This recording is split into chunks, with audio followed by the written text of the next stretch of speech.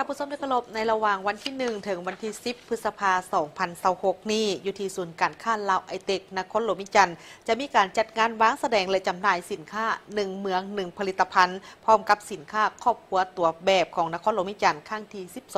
12ท่านนางวันมณีพิมพ์สารหัวหน้าแผนกอุตสาหกรรมและการค้านครหลวงวิจันทร์ได้มีการแถลงข่าวต่อสื่อมวลชนในมื้อวันที่20เมษายน2026นี้เกี่ยวกับการจัดงานวางแสดงสินค้า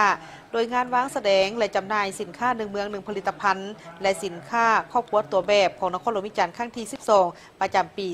2026แม้นจะจัดขึ้นอยู่ในระหว่างวันที่1ถึงวันที่10พฤษภาคม2026รวมแล้ว10วันโดยงานดังกล่าวนี้แม้นจัดขึ้นบนพื้นฐานความมีข้อต้องการของภาคธุรกิจโอดอปและ MSME ในขอบเขตทั่วประเทศโดยเฉพาะกมนครหลวงวิจันทร์เพื่อเป็นบอนอิงเพื่อเป็นบอนในการแลกเปลี่ยนซื้อขายถอดถอนบทเรียนและเป็นบอนในการโฆษณาเผยแพร่ผลิตภัณฑ์และวัฒนธรรมอันโดดเด่นที่มีความเป็นเอกลักษณ์ที่เอกอ้างและภาคภูมิใจของผู้ประกอบการโอดอปและ MSME ในนครหลวงวิจันทร์ให้แก่สังคมและสากลได้รับรู้ซึ่งเวทีดังกล่าวนี้แม้นจะส่งเสริมเอาผลิตภัณฑ์สินค้าที่กวมอยู่ในบรรดาโครงเขตหัตถกรรมอุตสาหกรรมปรุงแต่งและกสิกรรมปรุงแต่งสามารถหับไส้ปิ่นอ้อมเพื่อเป็นการโฆษณาดึงดูดนักท่องเที่ยวรวมไปถึงนักลงทุนทางภายในและต่างประเทศให้มาเที่ยวชมและดำเนินธุรกิจอยู่สาธารณตลาดประชาธิปไตยประเทศลาวซึ่งก็เป็นการประกอบส่วนในการสร้างสรรค์พัฒนาประเทศชาติให้นับมือนับขยายตัวและเจริญหุ่งเหืองนอกจากนี้แล้วยังเป็นการเปิดโอกาสให้กับภาคธุรกิจโอดอปและ MSME ในนครหลวงวิจันทร์ได้มีความรับรู้ถึงความต้องการและมาตรฐานของตลาดต่างประเทศซึ่งจะนำไปสู่การปรับปรุงผลิตภัณฑ์รวมไปถึงการบริการให้นับมือนับดีขึ้นแผนกอุตสาหกรรมและการค้า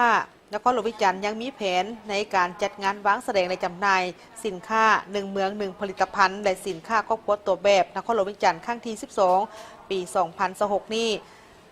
อยู่ที่ศูนย์การค้าลาวไอเทคทั้งนี้ก็เพื่อเป็นการพันขยายถึงการจัดตั้งปฏิบัติวาระแห่งชาติการแก้ไขปัญหาเศรษฐกิจการเงินของนครหลวงวิจันทร์โดยการสุกยู่ส่งเสริมการผลิตภายในสมไส้สินค้าผลิตภัณฑ์ภายในให้นับมือนับกว้างขวางคาดคะเนสินค้า1เมือง1ผลิตภัณฑ์แห่งชาติหรือโอดอปที่จะเข้าร่วมในงานครั้งนี้คาดว่าจะเพิ่มขึ้น 5.5 ส่วนห้อยมวลชนที่เข้าร่วมชมจะอยู่ที่ประมาณ 50,000 คนต่อ10วันส่วนว่าสินค้า1เมือง1ผลิตภัณฑ์และสินค้าครอบครัวตัวแบบที่นำมาขายภายในงานดังกล่าวนี้รวม10วันนี้มีทั้งหมดเป็น70ห้องสินค้าครอบครัวตัวแบบ50ห้องและสินค้าอุตสาหกรรมปรุงแต่ง20ห้องหัวหน่วยธุรกิจกสิกรรมธุรกิจท่องเที่ยวและอื่นอีกรวมทั้งหมดเป็น170ห้องขายพิธีเปิดงานอย่างเป็นทางการนี้เมนจะมีขึ้นในเมื่อวันที่4พฤษภาคม2026เริ่มแต่เวลา 15:30 น.เป็นต้นไปอยู่ที่ศูนย์การค้าลาวไอเทค